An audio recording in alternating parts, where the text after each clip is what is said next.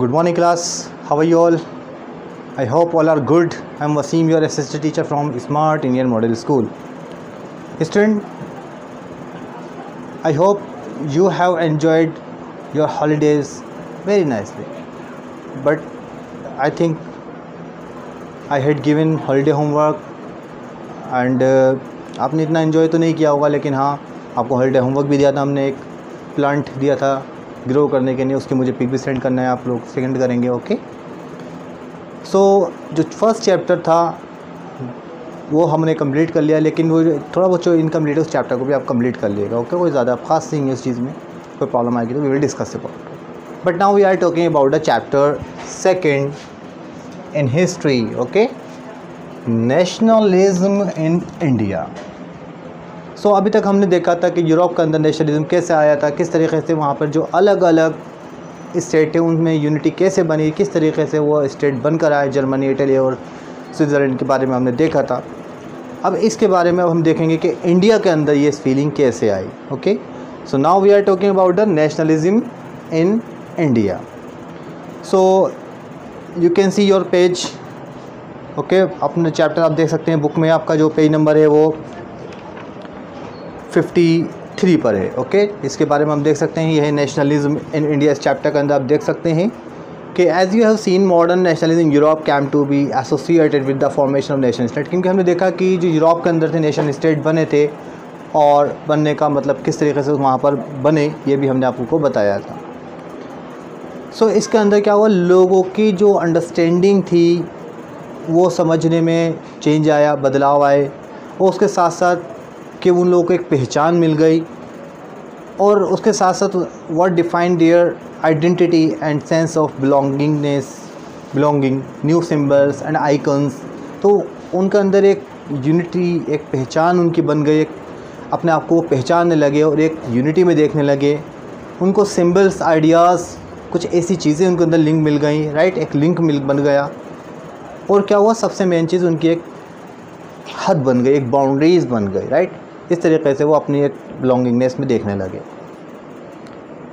So in most countries the making of this new national identity was a long process. हर जगह हमने देखा, क्योंकि नेशनलिज्म यूरोप के अंदर आया उसमें भी बहुत टाइम लगा। इसी तरीके से अब ये बहुत लंबा प्रोसेस है, नेशनल आइडेंटिटी बनाना, इसमें बहुत टाइम लगता है। इसी तरीके से how did this consciousness emerge in India. अब ये कॉन्शियसनेस मीन्स अवेयरनेस, जागरूकता, सेंस, इंडिया के अंदर कैसे आया, इसके बारे में हम डिस्कस करेंगे। इसको आप रीड करिएगा, चैप्टर को रीड करने के बाद हम और भी बताएंगे। सो इंडिया के अंदर भी इस तरीके से मालूम है, जैसे कि ब्रिटिशर्स थे वो इंडिया में रूल क्या करते थे, और आसान नहीं था उनसे आज़ादी करवाना, फ्रीडम लेना, और एक अपनी पहचान, अपनी आइडेंटिटी, अपना सिंबल, अपना फ्लैग बनाना, और सबको एक यूनिटी के अंदर बांधना। कि आपको मालूम ही है कि हमारी कंट्री के अंदर अलग अलग टाइप्स के लोग, अलग अलग धर्मों के मानने वाले, अलग अलग लैंग्वेज बोलते हैं, उन सबको एक यूनिटी में बांधना बहुत लंबा प्रोसेस है, ये बहुत टाइम लगा था। So people began discovering the unity in the process of their struggle with colonialism. ये मालूम ही है कि लोगों ने फ़ाइट करना शुरू करा, जो ब्रिटिशर्स थे उनसे फ़ाइट करने के बाद फिर अपनी एक पहचान बनाई, कॉलोनियलिज्म उन लोगों से आज़ाद कराया अपने आप को, फिर एक पहचान बनाया। क्योंकि the sense of being oppressed means जुल्म करना, under the colonialism provided a shared bond that tied many different groups together. क्योंकि जो जिस तरीके से वो लोग टॉर्चर करते थे इंडिया के लोगों को, वही चीज़ को देखकर वो लोग क्या हुआ, एक ग्रुप में बनना शुरू हो गए। तो अब हर क्लास के लोग अलग अलग तरीके से लोगों को पहचाना जाता था, लेकिन उनको एक ग्रुप में बांधना बहुत ज़्यादा मुश्किल काम था। तो क्योंकि इसमें भी बहुत ज़्यादा पार्टिसिपेशन की ज़रूरत थी, तो इसमें हम देख सकते हैं कि बिना कोई लड़ाई झगड़े के कोई काम नहीं हो सकता था। तो क्या हुआ था, the Congress and under the Mahatma Gandhi try to forge these groups together with one movement.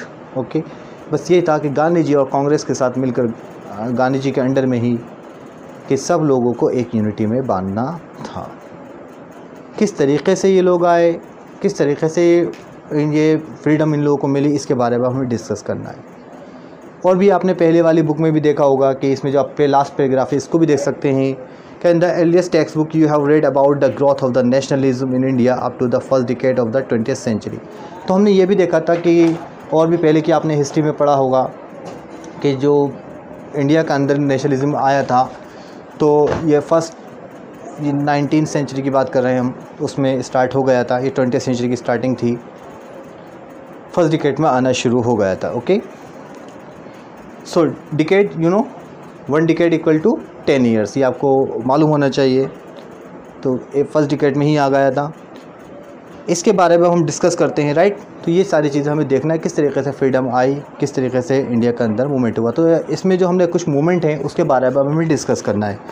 जैसे आता है decade of the 20th century. In this chapter we will pick up the story of 1920s the study non cooperation movement, civil disobedience movement, right.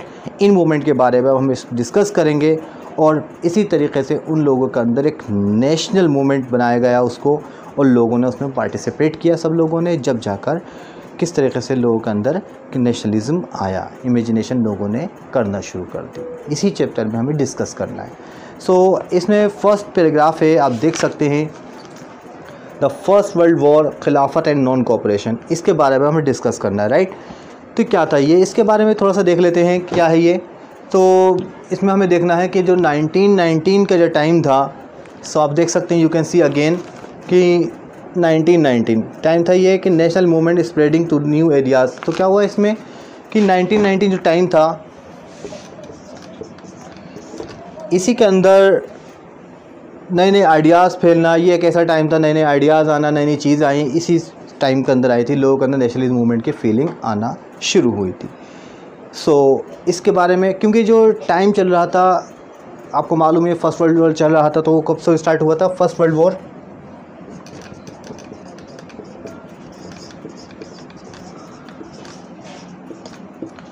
1914 to 1918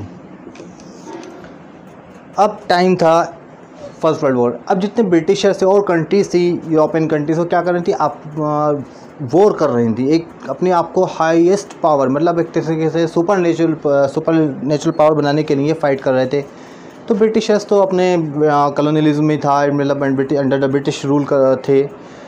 तो British क्या करते थे, वो जब fight कर रहे थे, अब उनको फाइट करने के लिए क्या करना चाहिए, उनको भाई वेपन्स चाहिए। वेपन्स कहाँ से आते हैं, वो फैक्ट्री में बनेंगे, इंडस्ट्री में बनेंगे, इंडस्ट्री में बनाने के लिए वर्कर्स चाहिए, वर्कर्स को पैसे भी देना होते हैं, तो पैसा चाहिए था। इट मीन्स ऐसे ही वॉर नहीं लड़ा जाता है। फर्स्ट वर्ल्ड चल रहा था यूरोपियन कंट्रीज़ में, लेकिन क्या था, पैसा कहाँ से आता, तो यूरोपियन जो ब्रिटिशर्स थे उन लोगों को कहाँ से मिलता।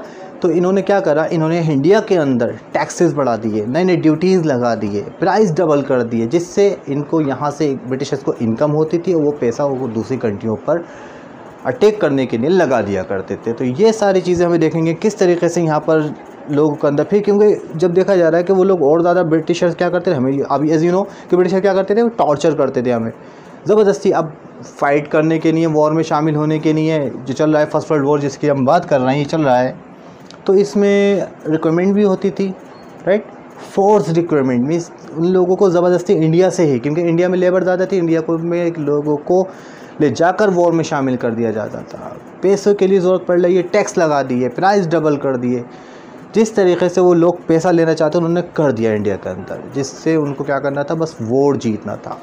बस यही था इंडिया में जो एक स्पार्क मिल गया कि हाँ हमारी भी एक पहचान होना चाहिए, जिस तरह फिर उन्होंने ब्रिटिशर्स से फ़ाइट करना शुरू कर दी।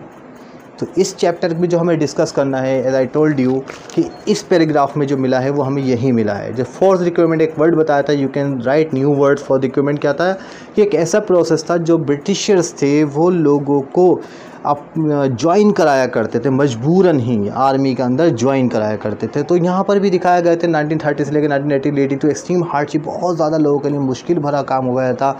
और फिर इसमें ही ये बताया गया था कि सोल्जर की सप्लाई करना थी। फिर क्या हुआ, एक ऐसा हुआ कि एक ऐसा टाइम आया कि जो क्रॉप्स थी वो भी फेल हो गई। लोगों के लिए क्या हुआ कि एक्यूट शॉर्टेज ऑफ फूड, खाने की कमी होती चली गई।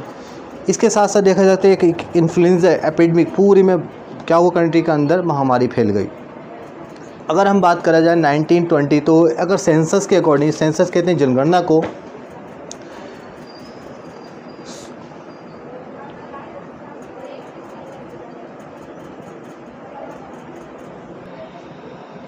जैसे हमने बताया कि क्या हो गया, फेलियर क्रॉप्स हो गई, क्रॉप्स जैसे फेल हो गई, जिसकी वजह से लोगों को खाने की कमी हो गई और बहुत ज़्यादा हार्डशिप में गुजारना पड़े। एक टाइम ऐसा आया कि सेंसस हुई, ठीक है ना, सेंसस 1921 में हुई, तो 12 to 13 मिलियन पीपल जो थे वो क्या हो गए थे, पेरिश हो गए थे, इट मीन डाइड हो गए थे। क्यों हो गए थे? खाने की कमी हो गई, फैसिलिटीज़ है नहीं।